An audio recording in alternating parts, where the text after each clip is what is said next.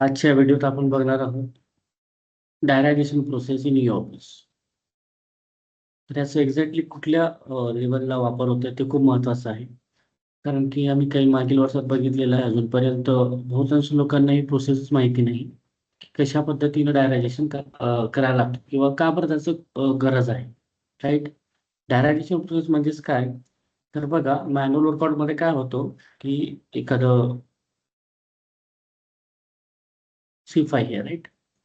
तर आपल्याला एखादं फाईल मुव्हमेंट करायचं असतं एका सेक्शनवरून दुसऱ्या सेक्शनला किंवा एका टेबलवरून दुसऱ्या टेबलला. तर त्यावेळेला आपण काय करतो, जे काही फाईल असेल किंवा डॉक्युमेंटेशन असेल त्या शिपायाच्या मदतीनं आपण त्या सेक्शनपर्यंत पाठवत असतो.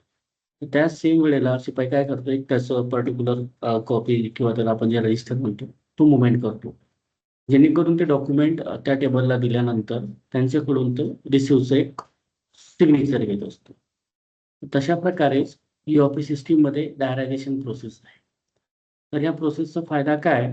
तर उदाहरणार्थ आता माझे फॉर एक्झाम्पल एखाद्या टेबलवरती डॉक्युमेंट आलेलं आहे आणि आल्यानंतर तसं आपण रिसीव्ह करतो. तर आपल्याला वाटत आहे की आपल्या टेबलचं आहे तर डेफिनेटली आपण रिसीव्ह करतो. नसेल तर आपण त्यांना म्हणतो की आपलं कन्सर्न नाही आहे, हे अदर टेबल्स आहेत त्यांना मूव्ह करा. तर सेम प्रोसेस ई-ऑफिसमध्ये दिलेलं आहे आपल्याला. तर तेच आज आपण या आजच्या भागामध्ये बघणार आहोत. की डॉक्युमेंटेशन आपल्याला आल्यानंतर त्याला रिसीव्ह कसं करायचं? हे खूप महत्त्वाचं आहे. कारण की रिसीव्ह केलं नसेल तर त्याला आपल्याला पुढे जाऊन प्रोसेस करता येत नाहीत. तर त्याचकरिता आपल्याला ह्या जो ऑप्शन दिलेला आहे बघा, रिसीव्ह लेटरचं, ह्या सेक्शनमध्ये डॉक्युमेंटेशन आल्यानंतर त्याला रिसीव्ह करणं खूप गरजेचं आहे किंवा आपल्याला तो आपल्या टेबलचं रिगार्डिंग नसेल तर त्याला आपल्याला असाइन पण करता येतं दुसऱ्या टेबलला किंवा दुसऱ्या सेक्शनला.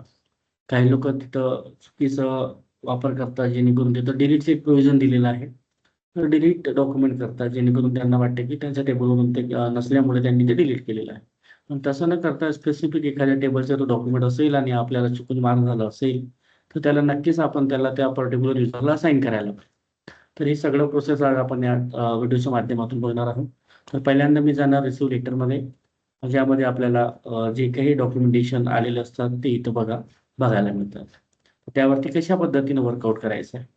तर त्याचकरिता आता आपण जी प्रोसेस बघणार आहोत या व्हिडिओच्या माध्यमातून. त्याकरता आपण पहिल्यांदा जाणार आहोत रिसीव्ह लेटर या सेक्शनमध्ये, जेणेकरून आपल्याला पुढचं प्रोसेसिंग कशा पद्धतीनं रिसीव्ह डॉक्युमेंटचं बघायला मिळेल, ते आज आपण इथं कंटिन्यू करणार आहोत. कारण की रिसीव्ह करणं हे खूप महत्त्वाचं आहे. जोपर्यंत तुम्ही डेटा व्यवस्थित रिसीव्ह करणार नाही, तोपर्यंत तुम्हाला व्यवस्थित त्या पर्टिक्युलर डॉक्युमेंटला वर्कआउट करता येणार नाही. तर त्याचकरिता रिसीव्ह करणं हे खूप महत्त्वाचं आहे.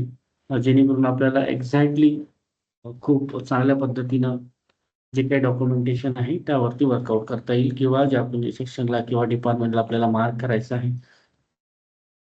त्यांना ते एक्झॅक्टली मार्क किंवा रोल आउट करता येईल यामध्ये.